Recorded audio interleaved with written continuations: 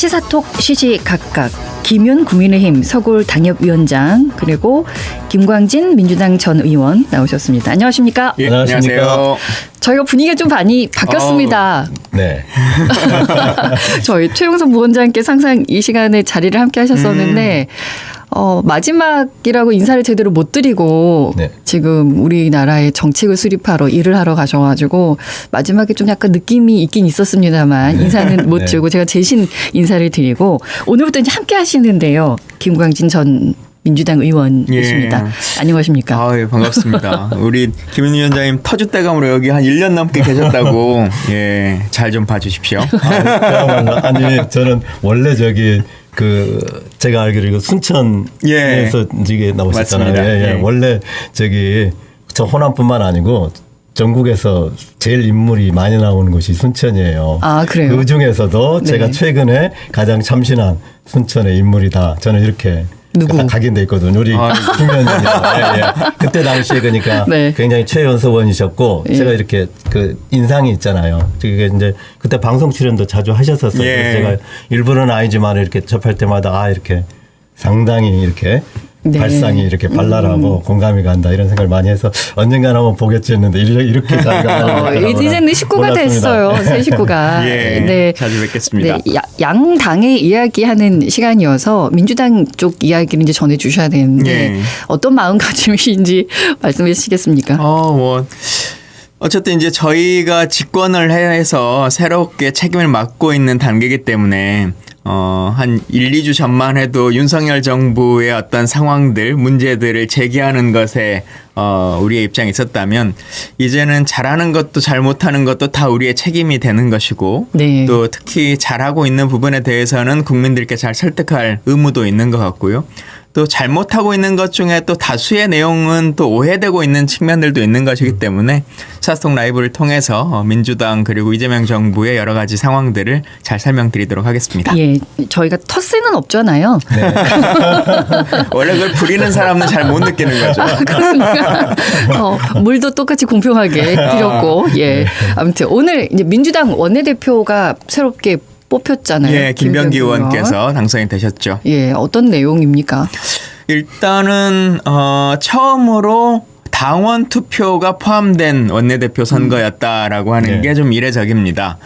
이게 찬반 의견들이 많이 있었는데요. 그러니까 국회의원들 안에서의 반장 선거인데 당원 투표를 하는 것이 맞느냐? 이미 국회의원 자체가 당원들로부터 선출된 것인데 네. 라고 하는 의견이 있었습니다만 그럼에도 불구하고 앞으로는 원내대표 선거도 그리고 당에서 추천하는 국회의장 선출에 대해서도 당심이라고 하는 것을 무시할 수 없는 그런 제도를 만들겠다. 그리고 그런 정당, 그러니까 당원 중심 정당이라고 우리가 흔히 말로는 외칩니다만 뭐 하다 보면 결국은 국회의원 중심 정당, 의총에서 그냥 모든 걸 결정하는 정당 이제 이렇게 돼 있었는데요. 네. 조금씩 바꿔나가자라고 하는 측면인 것 같고 이번에 20% 정도의 비율로 당원 투표를 했는데 그게 국회의원 숫자로 치면 35명 정도의 의석수를 차지한다고 합니다. 꽤 많아요. 예, 그래서 네. 이제 그 뜻들이 반영된 것 같고요. 김병기 의원이나 서영교 의원 둘 다 민주당 안에서 역할을 잘 해주실 분이라고 생각합니다만 아마도 지금 시기에는 김병기 의원의 출신 자체가 이제 국정원 출신으로 이번 계엄과 관련해서 뭔가 제대로 좀 끝장을 볼 수 있는 사람이지 않을까라고 하는 생각들이 의원들이나 당원들에게도 있으셨던 것 같고요.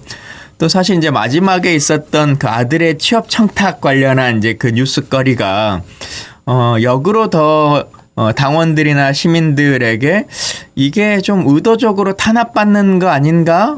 이런 것에서 더 결집해줘야 되는 거 아닌가? 네.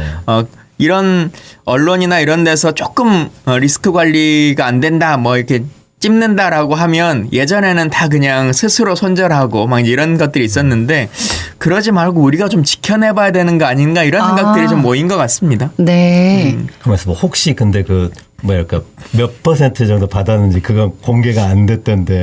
일반적으로 공개를 안 하죠? 예, 공개는 안 하는데 그러네요. 예, 그 꽤 과반은 그냥 넘겨서 권리당원 저는 이제 예. 권리당원들이 얼마나 있는가 그게 사실은 공표하지 무척 않는 걸로 되어 있기 아, 때문에 아마 예. 이제 국민의힘도 원내대표로 선출해야 되기 월요일 날 때문에 합니다. 이제 네. 관심이 좀 있으시죠? 그럼요. 예. 그리고 우리하고 이제 파트너가 네. 돼야 되기 때문에 네. 관심이 높은데 제가 이제 일단은 이제 밖에서 바라보는 입장에서는 서영교 의원하고 김병기 의원 사이 어떤 본질적인 어떤 노선의 차이는 있어 보이지 않는데 예. 단지 이제 그 맥락으로 보면은 상대적으로 김병기 의원이 이제 국정원 출신이고 내란 종식 이 부분에 대해서 조금 더 나름대로 어떤 전문성과 의지가 더 강하다. 예. 이런 부분들에서 저는 이제 결과론적인 해석이지만은 그 부분에 여전히 조금 더 다수가 방점을 두고 있는 건가 하는 정도의 제가 피상적이지만은 예. 아마 또 많은 분들이 제 관점에서는 네. 서영교 의원은 다음 이제 법사위원장 맡아도 괜찮지 않냐라고 하는 것에 마음들이 조금 더 있으시기도 하고 그랬던 것 같습니다. 알겠습니다. 네. 원내대표 되고 나서 이제 하신 말씀이 검찰 사법개혁 단호하게 처리하겠다라는 발언도 하셨었고 야당을 대하는 모습이 서영교 의원하고 조금 차이가 있었어요. 같은 듯 좀 다른 느낌. 야당과 협의할 건 협의하지만 처리할 거는 단호하게 처리하겠다라는 입장이었었거든요. 네. 어떠세요? 여당 그러니까 입장, 이제 야당 입장에서는. 그러니까 이제 상당히 좀 기대도 하지만은 이제 우려도 있는 게 좀 사실인 거죠. 예. 이게 뭐냐면은 아직 뭐 이제 막 시작됐으니까 일단은 좀 잘하시길 바라는 그런 이제 덕담을 전제로 해서 네. 우려를 말씀드린다면 어쨌든 지금 이제 그 이재명 정부의 어떤 핵심 모토가 국민 주권 정부잖아요. 예. 그래서 통합과 민생을 실용적으로 최우선시하겠다. 이게 이제 핵심 기조로 제가 알고 있고 저는 전적으로 그 어떤 당파적 입장을 떠나서 지지하거든요.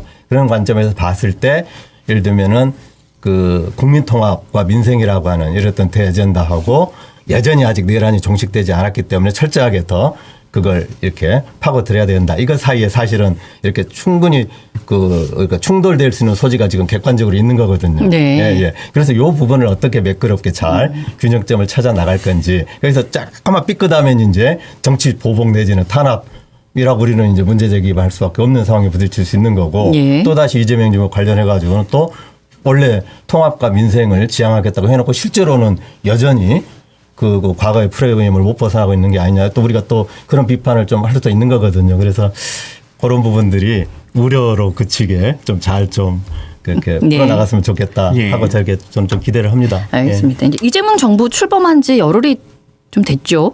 이재명 대통령의 행보는 두 분은 어떻게 보십니까? 먼저 어떻게 보십니까? 예. 아니 저는 그러니까 그 우리 국민의힘 뭐 지지자들 같은 경우는 기대보다는 솔직히 우려를 더 많이 하는 게 사실입니다. 아, 어떤 점에서 우려를 하시는 거예요? 그러니까 지금 같은 경우도 보면 이제 예를 들어 그 대통령 되자마자 맨 먼저 한 게 3대 특검을 대규모로 동시에 지금 출범시켰잖아요. 예. 이 부분이 정치 보복으로 갈 소지가 충분히 있다라고 지금 이렇게 우려를 하는 건 비밀스러운 사실이거든요. 예. 그러나 저는 이제 이건 저는 이렇게 해석합니다. 이제 예를 들면 여전히 저는 좀 소수의 입장이 돼버린 것 같은데 이렇게 말을 하다 보니까 저는 기대가 더 많다라고 하는 걸 제가 전제로 해서 근데 이제 아까 말씀드렸다시피 그러니까 전체 임기 5년 중에서도 보면은 초기 3개월, 100일 정도가 매우 중요하고요. 예. 이건 이제 검증된 경험칙이에요. 또 100일 중에서도 열흘이 굉장히 중요하거든요. 아, 이미 열흘이 지났군요. 이 중에 이제 딱 각인 효과가 생기는 건데 네. 첫 번째가 저는 특검이 되는 부분들은 제가 볼 때는 장기적으로는 그렇게 바람직한 건 아니거든요. 이거보다는 원래 얘기했던 대로 통합과 민생에 관한 뭔가 국지관 이게 먼저 이렇게 터지고 이건 불가피하게 예, 이건 이제 철저하게 할 수밖에 없도록 할 수밖에 이렇게 나가셔야 되는데 그런 측면에서 저는 그 상당히 좀 부담감을 좀 안게 되는 출발을 하게 됐다. 물론 이걸 원하지는 않았을 거라고 봐요. 그러나 지금 흐름은 조금 그렇게 된 부분들에 대해서 예. 스스로 조금 이렇게 좀 그 신중한 그런 행보가 좀 요구되지 않나. 그 이제 야당의 입장이기도 예. 합니다. 김광기 전 의원은 어떻게 보세요? 민생 경제 굉장히 강요하고 지금 강조하고 계시는데 이재명 대통령께서 어찌 보면 처음에 생각한 것보다 훨씬 더 효율적으로 그 이원화를 지금 시키고 계신 것 같다라는 생각이 좀 들긴 합니다. 이원화? 예, 말씀하신 것과는 조금 다르게 예. 본인과 청와대는 정치적 이슈나 검찰개혁 이슈에서 조금 한 발 물러서고 그 부분은 당에게 맡기거나 특검에게 이제 위임을 하고 예. 본인은 경제라고 하는 그러니까 먹사니즘이라고 하는 것에 집중하겠다라고 하는 것으로 좀 보이는데요. 보면 이제 3특검 같은 경우는 대통령이 되시고 나서 지금 집권당이 법안을 처음으로 낸 것이 아니고 아시는 것처럼 몇 차례 거부권이 있었던 그렇죠. 법안이지 않습니까? 그래서 언젠가는 진행이 될 수밖에 없는 이제 법안이었고 내용적으로도 다들 국민들이 이제는 밝혀야 된다라고 하는 측면들이 있는 건데 이 부분을 본인이 주관이 돼서 뭐 법무부나 뭐 검찰이나 이런 곳을 대대적으로 움직여서 하는 것이 아니라 특검을 통해서 약간 한 발 비껴서 외부로 이제 뺀 상황인 것 같고요. 그리고 뭐 이후에도 제가 좀 더 논의를 하겠습니다만 검찰청법 개정이라든지 뭐 여타의 공공기관 권력기관 개편과 관련한 법안들도 지금은 당에게 좀 위임을 해놓은 상태인 것 같습니다. 네, 네. 정부가 직접 그 프레임을 가져가지 않고 당에게 그 역할을 준 것이고 당이 또 너무 앞서가면 조금씩 속도 조절을 해나가는 것으로 지금 예. 하고 있는 것 같은데 말씀하신 것처럼 이제 100일이라고 하는 시간이 참 중요하고 네. 특히나 인수위도 없이 시작되는 이제 새 정부이기 때문에 100일의 시간을 효율적으로 잘 써야겠다라고 하는 생각들이 아주 강하신 것 같습니다. 열심히 일하는 정부라는 인식이 이제 강하게 사람들에게 그건 내비쳐지고 확실한 것 예. 있죠. 같아요. 예. 퇴근을 안 하신다는데요.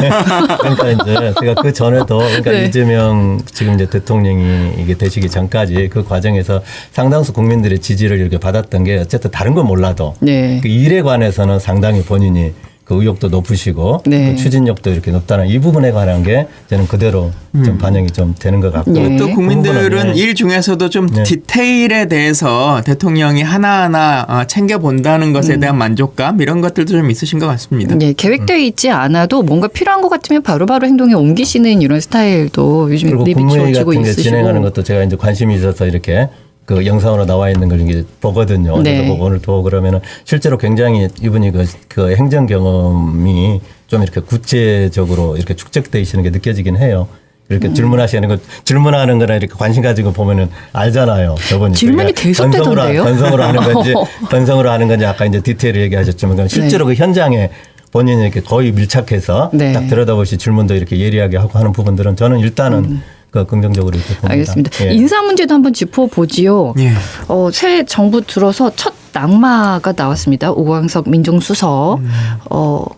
예년과 비교를 꼭 안 하려고 하는데 생각이 드는 것이 예. 윤석열 전 대통령은 아무리 옆에서 문제가 있다 해도 무조건 밀어붙였는데 오광석 전 민정수석은 이제 사의 표명했고 받아들여졌단 말이죠. 예. 이거는 어떻게 해석을 해야 되겠습니까? 그래도 이제 예. 사실은 그 인사 중에서 가장 좀 사전에 말이 많았던 인사이긴 하죠. 민정수석을 그분으로 받아들이는 것에 대해서 동의하지 않는다라고 하는 의견들을 우리 당의 국회의원들도 얘기하시기도 네. 하고 또 소위 저희 진영에 계신 검사 출신의 뭐 분들도 뭐 언론을 통해서도 이런 얘기들을 많이 하셨는데 그럼에도 불구하고 대통령의 자리에 올라가신 분이 여러 인사 채널과 검증의 절차들을 통해서 받아들일 수 있다라고 하는 결정을 내리셨고 그 인사가 이제 결정되고 나서는 사람들이 그러면 잘 하시도록 우리가 지원하고 응원하자라고 하는 입장으로 됐었었는데 네. 사실은 처음에 문제 제기했었던 그런 이슈들이 아닌 개인적 어떤 사유, 뭐 네. 재산과 관련한 이제 여타의 사유들로 도덕성에 의한 낙마를 하게 되신 거죠.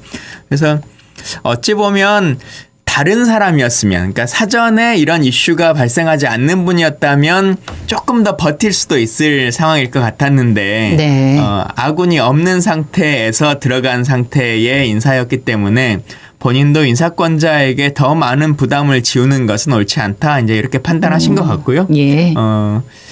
뭐 잘했다 잘못했다라고 말할 수는 없겠습니다만 인사가 하는 사람도 어렵습니다만 인사의 대상자가 되는 사람도 평생을 막 신처럼 살 수는 없거든요. 맞아요. 예. 근데 그런 부분들이 또 그 당시에 관행으로는 어떻게 넘어가던 일들이 또 시대가 바뀌면 큰 문제가 되기도 하고 하는 것들이 많이 있는데 꼭 이분만의 문제가 아니라. 네. 그래서 인사라고 하는 것에서 저는 낙마를 한 것이 잘못이냐 아니냐의 문제보다 누군가의 문제 제기가 있으면 그것을 그 시대 정신에 맞느냐 아니냐로 받아들이고 당사자가 감당할 수 있는 것인지 혹은 인사권자가 감당할 수 있는 것인지를 시민의 의견을 들어서 네. 감당할 수 없으면 스스로 낙마하거나 해임하거나 하는 절차를 하고 아닙니다. 그럼에도 불구하고 내가 이를 통해서 능력으로 평가받겠습니다. 라고 한다면 또 열심히 일해보는 것으로 결과로 평가받고 하는 것으로 좀 시대가 바뀌었으면 좋겠다 생각합니다. 예. 근데 이제 이게 좀 그 결과론적인 그 해석일 수 있겠습니다만은 일단은 그러니까 그 어쨌든 개인 비리가 객관적으로 있었던 거잖아요. 본인 시인을 했으니까. 근데 이제 특히 이게 문제가 됐던 게 그게 민정수석이라고 하는 그 포지션하고 가장 안 맞는 그게 저는 핵심이었다고 봐요. 예. 예. 그러니까 나름대로 이재명 대통령이 상당히 그 신뢰하고 그 뭐랄까 실무력에 대해서 인정했기 때문에 그걸 이제 무릅쓰고라도 어떤 그 능력을 사고자 했었던 것 같은데 그게 이제 그 임계점을 못 넘은 거죠. 그 자리하고. 그러니까 일반 어떤 그 꼭 야당의 입장이 아니더라도 심지어 이게 그러니까 그 내부에서 보더라도 문제가 있다라고 지금 판단했기 예. 때문에 본인이 물러설 수밖에 없었던 그러니까 뭐 그런 관련 업무 예, 때문에 예. 그런데요. 그러니까 저희 때도 보면 교육부 장관 하시는 분은 논문 표절 걸리면 못 버티는 거고. 그런 거죠. 그러니까 예. 민정수석이 그러니까 받아줄 수 없는 그렇죠. 거였어요. 제가 볼 예, 때. 높은 도덕성을 예. 요구하고 네. 있는 자리들이니까요. 예. 이제 국민추천제 카드도 꺼냈습니다. 이재명 정부에서 그동안에 지켜만 봤던 뭐 장차관, 공공기관장 인선에 목소리 낼 수 있는 정말로 필요한 이 사람이 일꾼이다라는 목소리를 이제 국민도 낼 수 있게 됐는데 이것에 대한 관점은 어디로 봐야 됩니까? 이건 제가 조금 예. 굉장히 긍정적으로 보는 입장이기 때문에 예. 얘기할게요. 그러니까 이제 고위공직자를 선발하는 방식은 단순하면 크게 두 가지예요. 하나는 고시 치러서 그러니까 이거 시험 봐갖고 네. 뽑든지 아니면은 평판이 좋은 사람을 추천해갖고 뽑든지 두 가지 방식인데 사실 우리 고위공직자 이런 대부분 다 이제 관료들은 이제 시험 봐가지고 그러니까 잘 본 사람이 이렇게 올라가는 그런 시스템 아니에요. 근데 이제 국민추천제를 도입했다라고 하는 것은 저는 국민주권 시대라고 하는 그런 취지와 흐름 속에 저는 맞는 거다. 그런 괜찮은 어떤 방안이다. 근데 이제 이게 늘 어떤 제도든지 간에 장점이 있으면 꼭 단점이 있잖아요. 예. 저는 이게 지금 벌써 그 장단점이 제 눈에 볼 때는 동시에 나오는 것 같아요. 그래서 이제 딱 인물로 특정하면 물론 이제 제 주관성이 그 들어갈 수밖에 없습니다만 이국종 의사를 보건복지부 장관에 추천하는 사람들이 굉장히 많았다라고 하는데 그것은 제 느낌하고도 어느 정도 이렇게 그건 맞거든요. 그분 같은 경우는 이미 그 국민적으로 어떤 거의 뭐 영웅적인 존재가 됐을 뿐만 아니고 그러니까 무슨 신비적인 그런 의미가 아니고 그 사람을 이렇게 관심 갖고 바라본 사람들은 참 존경심이 나오게 하는 그런 측면이 있었거든요. 그리고 더더군다나 그분이 저기 그 응급외과나 그 외상치료 어떤 전문가 관련해 가지고 지금 한국 의료 전반적인 시스템을 크게 지금 구조개혁해야 되는데 이것과 관련해서 본인이 지금 첨예한 전선에 서 있기 때문에 나름대로 좀 이런 분이 한번 일할 기회를 줬겠다 하는 측면에서는 만약에 이게 국민추천제 방식이 아니라면은 네. 좀 나오기 어려웠을 것 같다라는 그런 측면이 있는 반면에 네. 자칫 잘못하면 이게 또 어떤 위험성이 있는 거예요. 마치 그 연예인들 인기 투표하듯이 그래가지고 인기 있는 사람이 이렇게 뽑는. 그래서 이건 제가 폄하할 생각은 없습니다만은 그 김어준 씨라고 있지 않습니까? 김어준 네. 씨를 무슨 방통위원장에 추천한다 하는 부분들은 제가 볼 때는 그게 얼마나 많은 국민들이 실질적인 공감을 가질 수 있을까. 근데 이런 부분들이 막 물론 이제 최종적인 판단은 대통령께서 하시기 때문에 그렇게 갈라지긴 할 거예요. 그러나 이제 제가 볼 때는 이게 한편으로는 약간 제가 재미도 있고 해볼만한데 이런 어떤 플러스 마이너스 이런 측면을 어떻게 적절하게 잘 장점을 살리고 이걸 보완할까 이런 것도 제가 좀 지켜보는 대목 중에 하나입니다. 제 관점에서는 그래요. 사실은 예. 이제 국민추천제라고 하는 제도 자체는 쭉 있어 왔었습니다. 뭐 윤석열 정부 때도 사실 제도는 있었거든요. 지금도 국가인재 데이터베이스라고 하는 사이트에 들어가시면 본인이 관련해서 추천하실 수도 있고 그 데이터베이스에 인물 등재를 하실 수도 있습니다. 아, 그렇군요. 예, 저는 네. 청와대에 있어 보면 그 인재 데이터베이스에 있는 관련 항목으로 카테고리 서팅해가지고 뭐 예를 들면 뭐 어떤 위원회 구성을 할 때 참고하거나 이제 이러기도 하는데 네. 그게 그냥 데이터베이스화되어 있는 것으로서 제도가 있는 것과 실제 인사권을 그럼요. 가진 사람이 활용해서 인사를 하겠다라고 하는 것은 전혀 다른 것이기 때문에 예. 기존 제도의 동일이다라고 말할 수는 없을 거라고 보여집니다. 이번에 다만 그러니까 힘을 실어준 거군요. 그렇죠. 그래서 국민추천제는. 다만 이제 말씀하셨던 것처럼 뭐 예를 들면 특정한 몇 개의 자리를 공표해 놓고 이 자리에는 가장 많은 숫자를 얻은 사람에게 줄이겠습니다. 이제 이렇게 한 것은 아니기 때문에 네. 일단 그런 우려는 조금 벗어난 것 같고요. 다만 큰 장점 중에 하나는 이런 게 있는 것 같습니다. 뭐 이국정 교수나 뭐 무슨 검사님이나 뭐 여러 가지 이미 이슈화 되어 있는 분들, 이분들은 이런 제도가 아니라 할지라도 인사비서관실이나 뭐 총무비서관실의 사람들이 다 데이터를 검색할 수 있습니다. 근데 저는 이 제도가 참 좋았다고 느낀 것 중에 하나가 전국에서 뭐 지역별로 각자의 역할을 하고 있는 많은 시민들이 꼭 뭐 장관 차관만의 문제가 아니라 나도 이 정부에서 어떤 일들을 할 수 있다. 뭐 어떤 특정한 뭐 농업 분야에서 작게는 어느 뭐 실장 자리든 아니면 그보다 더 어떤 작은 자리든 어떤 일들을 해보고 싶다는 것을 다 말할 수 있고 스스로 추천할 수 있다라고 하는 것으로 데이터베이스를 늘렸다라고 하는 것이 기존의 유명인 중심의 정부 구성이었다면 이제는 말 그대로 국민이 각자의 삶 안에서 주인이 될 수 있고 실제 그 집행을 할 수 있는 기회를 갖는 것, 그게 국민주권 정부가 말하고자 하는 국민 추천 제도인 것 같습니다. 인력 풀이 넓어지는 거겠군요. 그리고 예, 마지막에는 예, 예. 이제 인사 검증 시스템에 의해서 검증도 다 그렇죠. 되는 거기 예, 예. 때문에 그 부분의 시스템이 공정하고 네. 국민들한테 공감 얻을 정도가 되면 저는 굉장히 이건 그 정권에 관계없이 예. 좀 이렇게 발전시켜 나갈 어떤 좋은 제도가 아닐까 나는 그렇게 생각합니다. 그러면서 우리 지역에도 어떤 인물들이 올라갈 수 있겠죠? 예, 뭐 올라갈 수 있는데 우리 김 의원님 최근에 뭐 이제 뉴스에 오시자마자 보낼 수는 없고요. 정치인분들이 막 이제 셀프로 막 하기도 하고 네, 주위의 네. 지지자분들이 막 이렇게 하기도 하고 막 하긴 하는데 이제 그렇게 알려질 만한 정치인들은 아까 말씀드린 것처럼 알아서 이제 인사가 네. 정리를 할 것 같고요. 지금 네. 이 제도의 가장 큰 장점 중에 하나는 그냥 진짜 지역에서는 열심히 사는데 중앙에는 잘 모르는 사람들이 많아요. 그럴 수 있죠. 네. 네. 그리고 진짜 그래요. 동네에서는 유명하다고 하는데 네. 서울에 가면 전혀 관심이 없는 인물들도 있거든요. 근데 네. 그런 분들을 하나하나 추천할 수 있고 그분들이 좀 발탁됐으면 좋겠다 이런 생각은 듭니다. 네, 알겠습니다. 네. 1부는 이렇게 마무리 짓고요. 2부에서 계속 또 이야기 이어가겠습니다. 김광진 민주당 전 의원, 김윤 국민의힘 서골 당협위원장과 함께했습니다.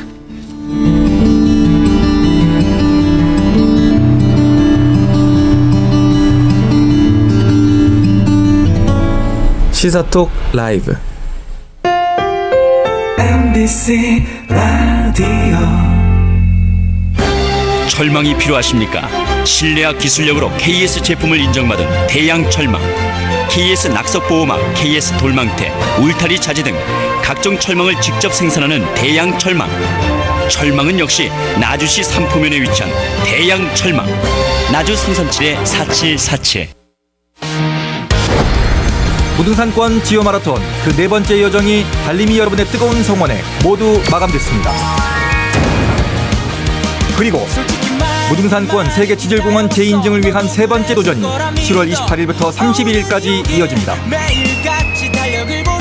역사와 문화, 생태와 지질학적 보존 가치를 지닌 부동산권 세계 지질공원 2025 부동산권 지오 마라톤과 유네스코 세계 지질공원 재인증. 부동산을 사랑하는 여러분이 주인공입니다. 이 대회는 광주광역시, 전라남도, 담양군, 화순군, 전남대 지질관광사업단, 광주문화방송이 함께합니다.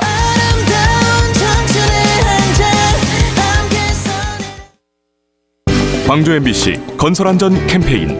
오늘은 건설 현장에서 빈번하게 발생하는 3대 사고 유형과 안전조치에 대해 알아보겠습니다. 먼저 건설 현장에서의 3대 사고 유형에는 무엇이 있는지요? 떨어짐, 맞음, 부딪힘을 들 수가 있는데요. 그 중에서도 떨어짐, 즉 추락사고가 압도적으로 많으며 사망사고 대부분을 차지하고 있습니다. 그럼 떨어짐 사고는 어떤 작업에서 많이 발생하나요? 떨어짐 사고는 A형 사다리를 사용하는 작업, 축사 등 지붕 보수 작업, 공장 찰골 건립 작업, 외부 비계에서의 작업 시 빈번하게 발생하고 있습니다. 아, 정말 너무도 안타까운데요. 건설 현장 떨어짐 사고는 어떻게 예방할 수 있을까요? 네, 사업주는 작업 발판과 안전 난간 등 안전 시설을 적기에 설치하고 근로자는 지급받은 보호구를 반드시 착용 후 작업해야 합니다. 또한 사업주와 근로자가 함께하는 위험성 평가를 통해 사고를 예방할 수 있습니다. 안전한 일터는 우리 모두의 행복입니다. 이 캠페인은 광주지방고용노동청, 안전보건공단 광주광역본부, 근로자의 생명을 소중히 여기는 인건설안전이 함께합니다.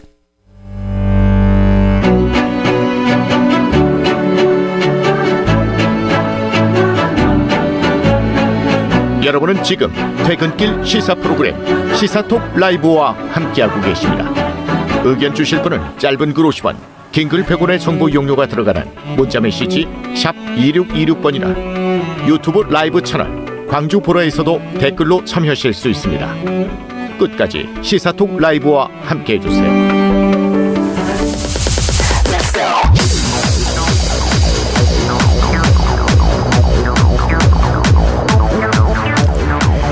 시사토 라이브 함께하고 계신 지금 시각이 6시 36분 지나고 있습니다. 김윤 국민의힘 서구울 당협위원장 김광진 전 의원과 함께하고 있습니다. 일을 열심히 하다 보니까 굉장히 속도감 있게 하고 있잖아요. 그래서 가시적으로 성과도 드러나고는 있는데 그래서 대통령실 직원들도 너무 힘들고 공무원들도 일이 많아진다 이런 이야기도 나오고 있고 실제로 안타깝습니다만 대통령실 직원이 한번 또 쓰러진 일도 있지 않았습니까? 왜 이런 일들이 빚어질까요? 일단 기본적으로 대통령실은 일이 많습니다. 원래 원래 일이 많은데 게다가 안 가려고 하겠군요. 직장 상사가 일 중독이 있으시면 더 이제 많은 거고. 네. 근데 이제 대통령실은 원래 시스템이 참 좋은 그 공간이기 때문에 시스템으로 운영될 수 있으면 그래도 그 많은 업무의 비중을 맞춰 나갈 수가 있는데 네. 현재는 시스템이 가동되기가 어려운 구조에 있는 거죠. 그러니까 인력도 부족하다는 얘기가 나오더군요. 예, 그러니까 뭐 정원의 문제도 일단 좀 있고, 그러니까 사실 이제 모든 정부가 과도기 시절에 겪는 문제이기도 한데 문제는 일단 지금 정부는 인수위가 없이 들어오다 보니까 인수위 있는 2달 동안에 나갈 분과 새로 올 분이 좀 정리가 돼가면 괜찮은데 네. 나갈 사람도 새 직장을 잡기 어떤 물리적 시간이 필요한데 그러기가 못된 상태가 됐고 네. 또 들어올 사람들도 대부분은 이제 또 인사검증의 절차가 한두 달이 걸리기 때문에 그 기간 정도의 유예를 전임 정권에 있는 행정관들에게 좀 드리거든요. 그런데 네.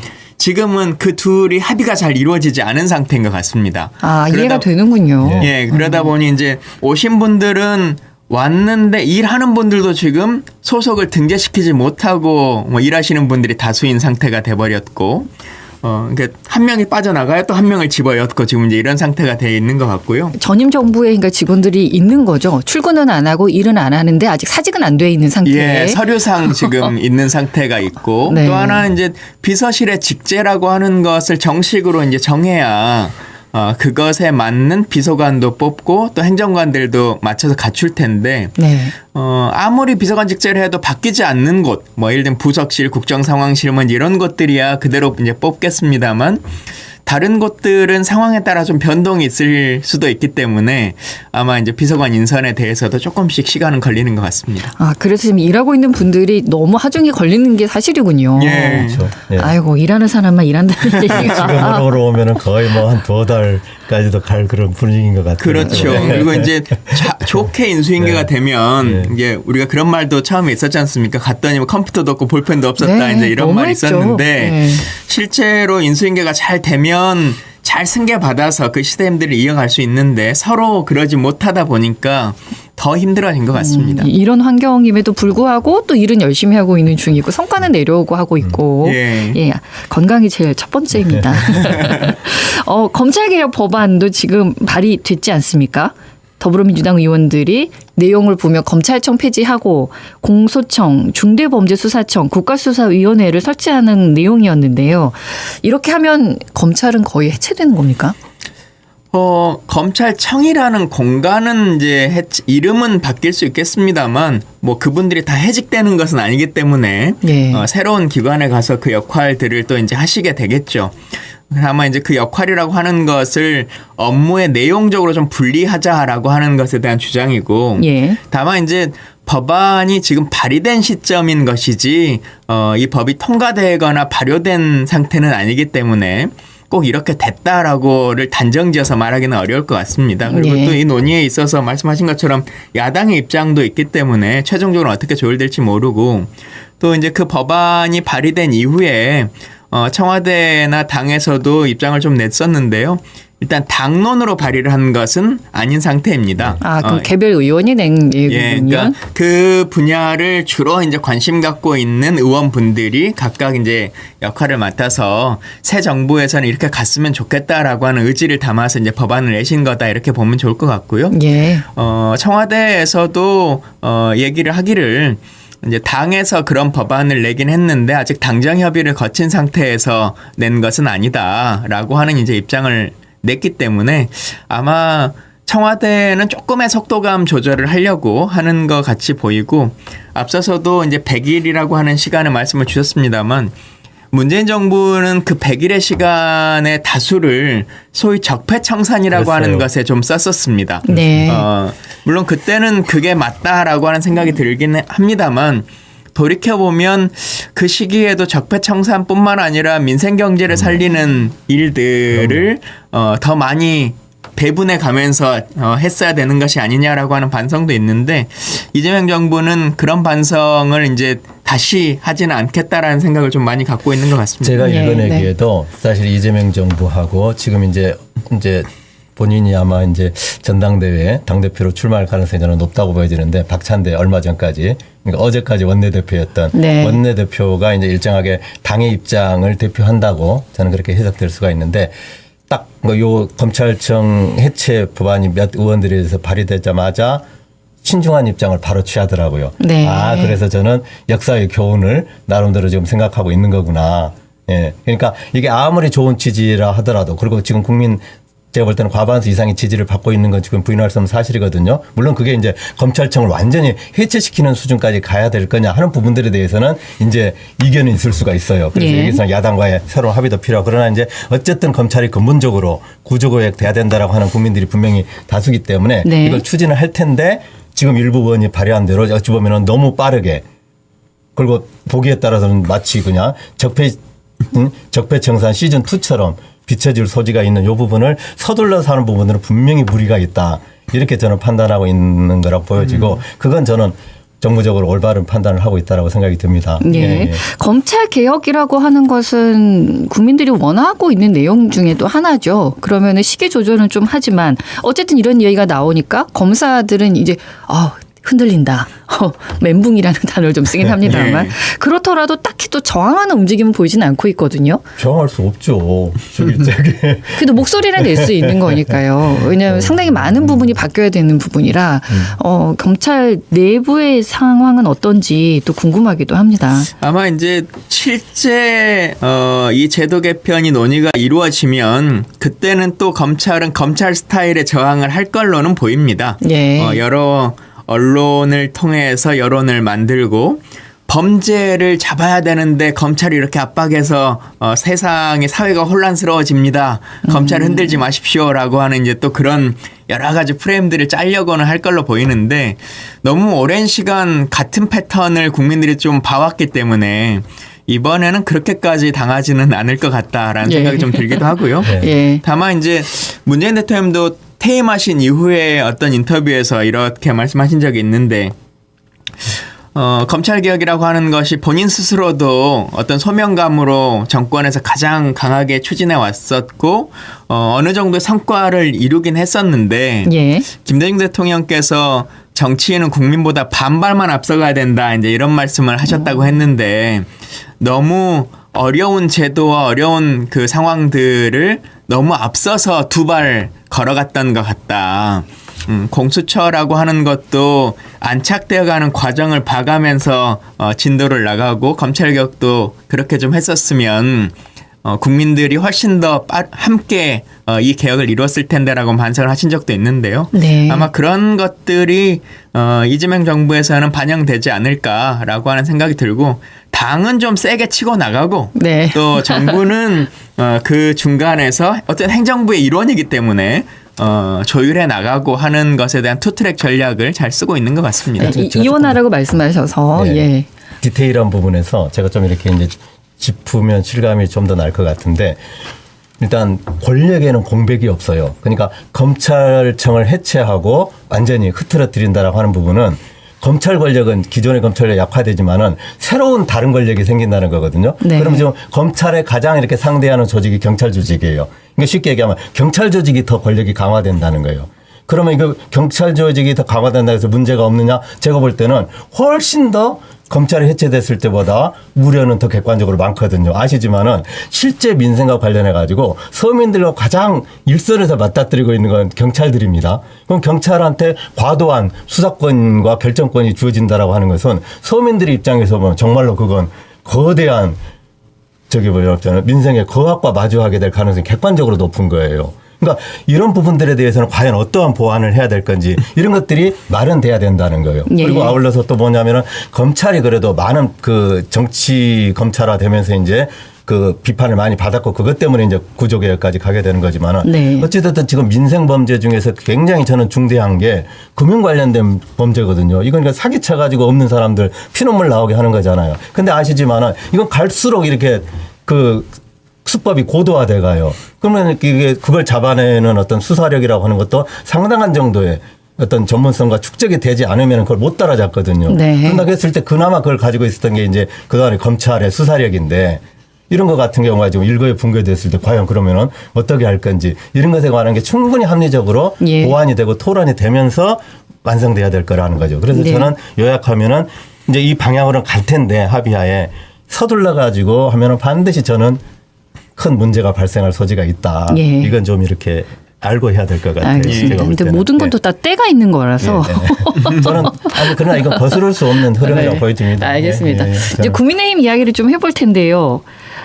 내부 수리 중이라는 얘기도 나올 정도입니다. 불가피하죠. 지금 어떤 상황입니까? 아니 우선 이제 그 대선에서 패배했는데 그 패배하게 된 가장 결정적인 원인 제공은 그 느닷없는 그 윤 대통령의 그 위헌 위법 그 비상계엄 선포 때문에 결국은 이제 그러면은 대선에서 이제 실패하게 된 그런 이제 그 원인이 됐던 거고 예. 그 이후에 이제 재정비를 하는 그런 과정에서 지금 과도기적인 진통을 세게 겪고 있는 겁니다. 근데 예. 이제 밖에서 보는 것보다 저는 이제 내부 당사자니까 이것은 저는 그렇게 비관적으로 보지 않는 게 일단은 그 입장 차이를 그러니까 기존의 뭐 개파적 입장 차이를 벗어나서 가급적 빠른 시일 내에 전당대회를 해야 된다 하는 컨센서스가 이미 이루어져 있어요. 전당대회를 빨리 그리고 하자. 어찌됐든지 간에 당의 전열 재정비는 당원들로부터 정당성을 인정받아야 되거든요. 예. 그건 전당대회 형식일 수밖에 없는 거고 그렇게 뽑힌 이제 당대표를 중심으로 해가지고 재정비가 될 거다. 그러니까 네. 그게 적어도 9월 정기국회 이전에 이루어질 가능성이 아직 확정은 안 됐지만 좀 이렇게 높은 것 같고요. 다음 주 월요일 날 이제 원내대표가 오늘 기준으로 보면 두 분 중에 한 분이 될 것 같은데. 네, 어떤 분들이 입에 오르내리고 있나요? 송원석 의원하고 김성원 의원하고. 예. 근데 제가 볼 때는 본질적인 차이는 없습니다. 이제 피상적으로 굳이 보면 송원석 의원은 이제 그 TK 출신에다가 굳이 이제 프레임을 만들자면 범친윤 그런 그룹이라고 이렇게 하고 예. 김성원 의원 같은 경우는 이제 수도권 의원이시니까 또 그 탄핵에 반대했던 그 계엄에 반대했던 그런 네. 입장이니까 이제 이건 한동훈계다 이렇게 이제 그 나누긴 하는데 제가 볼 때는 그건 뭐 어느 정도 사실이긴 하지만 본질은 아니거든요. 예. 그래서 어쨌든 저는 뭐 그 어느 분이 되든지 간에 질적인 차이는 없다고 생각이 들고 중요한 건 원내대표가 이제 공식적으로 뽑히면은 이제 바로 저는 이제 전당대회 일정을 이렇게 잡을 거고 그 과정에서 지금 비대위원장을 맡고 있는 게 김용태 비대위원장이잖아요. 김용태 비대위원장의 거치도 예. 저는 이제 거기서 결정 날 거다. 그러니까 저는 전당대회까지를 김용태 비대위원장이 책임지고 또 나름대로 그 과정에서 필요한 그 당의 쇄신도 예. 그 본인이 주장한 대로 이렇게 해 나가는 이렇게 갈 수도 있고 또 새로운 비대위원장을 이렇게 영입해서 이렇게 할 수도 있고 또 그 신임 원내대표가 어차피 그러면 전당대회 곧 치러질 거니까 그 비대위원장을 겸임해서 갈 수도 있고 여기 한데 어차피 저는 그것은 본질적인 차이는 없고 과정상의 문제고 예. 2달 정도면은 나름대로 우리 당원들 다수가 좀 원하는 방향으로 그 당원 다수가 원하는 방향이라고 하는 것은 두 가지입니다.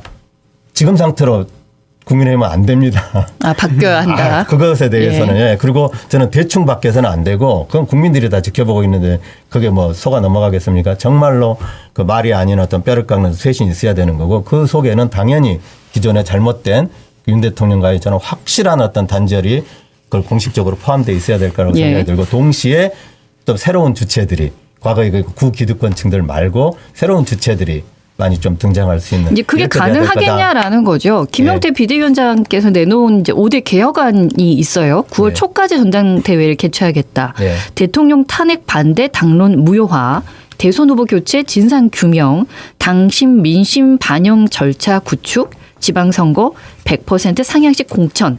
근데 이런 것들을 이제 개혁 과제로 추진하겠다고 하는데 국회의원들이 받아들여 주느냐 이거잖아요. 저는 저항하더라도 못 버틴다고 보는 겁니다. 네. 예, 지금 상황이. 친윤 세력이 쉽게 말하면 이미 친윤 세력이라 하는 부분들은 이미 정치적으로는 이제 크게 의미가 없어지고 예. 그렇게 보는 게 좀 사실 맞아요. 근데 이제 어떤 이제 마지막 어떻게 뭐랄까요 이어진 같은 거라고 보는 게 예. 이게 좀 합리적입니다. 그래서 제가 이제 조금 그 이제 뭐 제 나름대로 생각이 지금 들어 있는 겁니다만은 이미 지금 국민의힘의 어떤 새로운 주류라고 그럴까요? 새로운 중심은 어쨌든 지금 열악한 조건 하에서도 대부분 그리고 40%도 못 넘길 거라고 봤는데 상당히 어떤 개인적으로 그 어떤 투혼을 발휘해서 41%를 넘겼기 때문에 김문수 후보도 이렇게 함부로 할 수가 누구도 없거든요. 당원들도 그렇게 생각하고. 예. 그래서 어쨌든 본인이 뭐 굳이 당대표 안 나올 수도 있고 또 당원들의 또 상당수는 과도기적으로라도 역할을 맡았으면 좋겠다라고 하는 당원들도 있거든요. 제 주변에.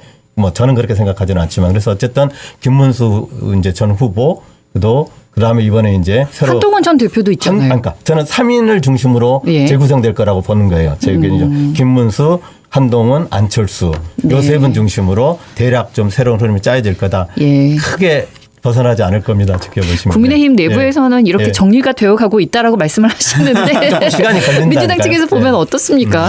쉽지가 않으실 걸로 보입니다. 그러니까 예. 사실은 대한민국의 정당이라고 하는 것이 교과서적으로 정당의 존립 목적이 집권을 위해서다 이렇게 돼 있지 않습니까? 네. 집권을 위해서라는 말은 달리 말하면 대통령제에서는 대선 후보가 명확한 것이 정당입니다. 그래야 힘이 생기는 것인데 예. 지금 국민의힘의 상황에서는 지금 그게 어려워지는 거죠. 말씀하신 그 3명의 후보군이라고 하는 분들도 당에서 하나로 단일화될 수 있는 어떤 상황의 그림이 현재까지는 되지 않기 때문에 계속 갈리게 될 텐데 뭐 역으로 안타까운 얘기입니다만 제가 국회의원 4년 하는 동안에 2012년부터 16년까지 했는데요. 그때 당대표가 13명 바뀌었습니다. 아이고야. 예, 한 3개월, 4개월씩마다 그때 민주당이 예, 그랬었어요. 민주당이요. 네. 계속 그렇게 이제 바뀌기도 하고 막 그랬구나. 했었는데 네. 대통령 후보가 이제 명확해지면 당이 하나로 이제 정리가 되는 거죠. 대선에 패배했든 승리했든지와 상관없이. 근데 지금은 국민의힘은 김문수 후보에 대한 얘기를 하셨습니다만 이분이 다시 대선 주자로서 뛸 것 같은 욕구도 어렵겠죠. 어렵고. 그럼요. 그건 근데 그건 그런 분에게 나의 정치적 거취를 함께 지금 다시 시작한다는 것도 부담이거든요. 예. 그래서 쉽지가 않은 거죠. 근데 안철수 의원이나 뭐 한동훈 후보 같은 경우도 이분한테 주로 이제 내 인생을 걸어볼 만한가 아닌가에 대해서도 확신이 지금 서로 안 쓰는. 그러면 이제 서로 계속 이제 공격만 주고받을 수밖에 없고 차라리 하나가 좀 원톱이 쓰면 나머지가 좀 정리가 되는데 해볼 만한 싸움일 것 같으니까 매번 끌어내리는데 바빠지거든요. 그래서 예. 이제 전당대회가 아까 이제 굉장히 지금에서는 굉장히 예. 좀 중요한 모멘텀이라고 그래서 그렇군요. 말씀드린 겁니다. 그게 아니면은 예. 이제 하기가 어려운 상황입니다. 국민이 맞습니다. 바라보기에는 예, 예. 이제 국민의힘이 제1야당으로서 역할을 충분히 해줘야 되는데 지금 당내의 문제를 해결하느라 다른 걸 보질 않고 있어서 이게 좀 안타까워 보이거든요. 저도 안타깝습니다. 예. 예, 예. 잘 그러니까 빨리 사실 해결됐으면 좋겠어요. 질려면 네. 확 찌는 것도 방법인데 당의 아, 재건을 그렇군요. 위해서는 네. 41%라는 이 애매함의 그것이 네. 승리도 아닌 그러니까 자축을 나름대로 자위를 하지 그럴 수는 않습니까? 없어요. 아니 그렇지는 않아요. 그러니까 근데 이제, 예. 너무 지진 않았다 예, 이렇게 예, 생각하는데 차라리 질려면 확 졌어야 그렇군요. 이게 재건이 되는데 쉽지가 않은 거죠. 네, 알겠습니다. 네. 오늘 김광진 전 의원과 함께한 첫 번째 시간이었습니다. 그런데도 저희 예. 평가하자면 괜찮았죠? 아니 저는 아주 편하게 그렇지 않아도 뭐 제가 기대도 했지만은 아까 예. 말씀드린 대로 이렇게 그냥 하고 알겠습니다. 싶은 얘기 좀 네, 했습니다. 다음번을 예, 예. 더 또 기대하면서 예. 오늘 여기서 마치겠습니다. 고맙습니다. 감사합니다. 감사합니다. 김광진 민주당 전 의원, 김윤 국민의힘 서골 당협위원장과 함께했습니다.